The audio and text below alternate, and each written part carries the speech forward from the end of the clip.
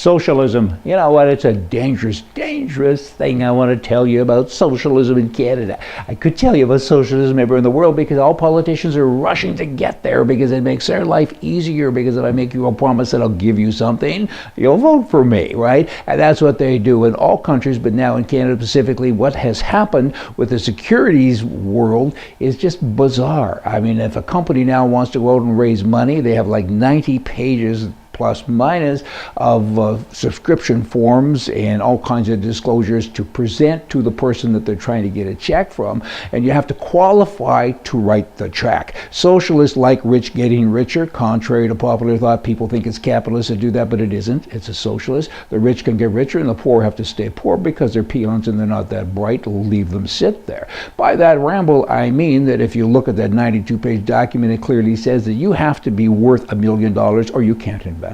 I know people who are 18, 19 years old, guys have come to me and said, I've got a little bit of money, I want to buy shares. They can't open up a stock account. It takes them many days, if in fact they have that persistence, which they don't, because they got other things to do in life. And if they do get it open, even then, they're not allowed to buy shares in all companies. If you want to take a risk, it ain't up to you. It's up to some bureaucrat and government elected guy years ago that made that rule. It is dumb. They're trying to protect a little old lady from being taken advantage of. I guess I kind of get that, but now they've kind of covered everybody off. You can't even go out and take a gamble without talking to Big Brother. It's pretty frightening. Wow. The federal government now in Canada is looking to support the struggling newspaper industry. The heritage minister, what's a heritage minister anyway? Heritage, what does that mean? Her name is Jolly, her last name, she's saying, we'll do whatever we can to help you. Kind of sounds like the newspaper people are going to get a blank check.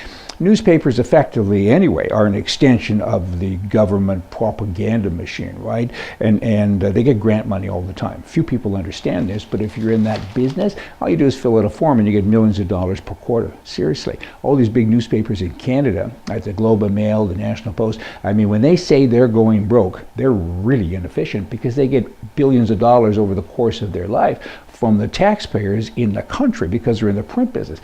It is bizarre. They get our money, the Canadians' money, taxpayer money. They can then go to China or another country and buy that print, the newsprint. They can do whatever they like. They can bring in immigrants and the poor Canadians that are unemployed. They don't even get the jobs. And these are the same people who are now saying bail this out because people aren't reading our paper. Why would we? It's all nonsense anyway. And they're also saying the government needs to advertise more with us. The government is saying, of course we will.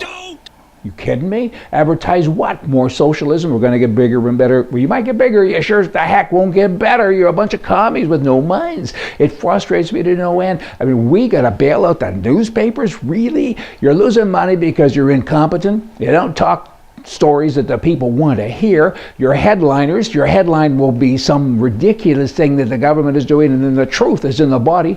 Partially, and most of the stuff you write comes out of the House of Parliament anyway, where there's a law in place that they do not have to tell the truth. Did you know that? The members of Parliament in Canada, they can lie, they can cheat when they're having their question period, and the press can take that's their takeaway, and print it, and there's no repercussions. So most of the stuff you read ain't true anyway, and they're wondering why they're going broke. You can't fix stupid, and you also can't fix dishonesty because they got a whole bunch of that. Here's a man in Kelowna, British Columbia. He was sentenced to 12 years for stabbing and killing his girlfriend. He stabbed her 26 times. Years ago in Kelowna, a man stabbed his wife 47 times. And this is a little bit hazy in my memory, but I believe he was sentenced to 4 years. Capital punishment kind of comes to mind. Knock these people off. How do you get 12 years for stabbing somebody 26 times? Are you kidding me? I mean, put him down. Now, keeping with all of this stuff, here's a guy.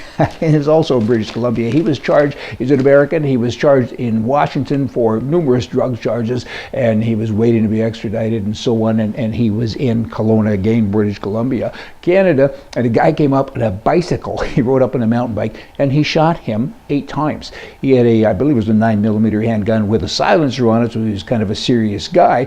And boom, boom, boom, the guy didn't die, and in fact, he took the car, put it in gear, and drove over the guy, I guess, on the bicycle. And it's a little bizarre, again, using that word a couple of times, because bizarre fits, and the guy's on a bicycle, he's got a handgun, he's putting on a silencer, boom, boom, boom. You know what the real rub is? The guy on the bicycle, he was prohibited from driving, had his license taken away for drunk driving. You can't fix him. Y'all come back tomorrow. We're going to have more for you from the right. See ya.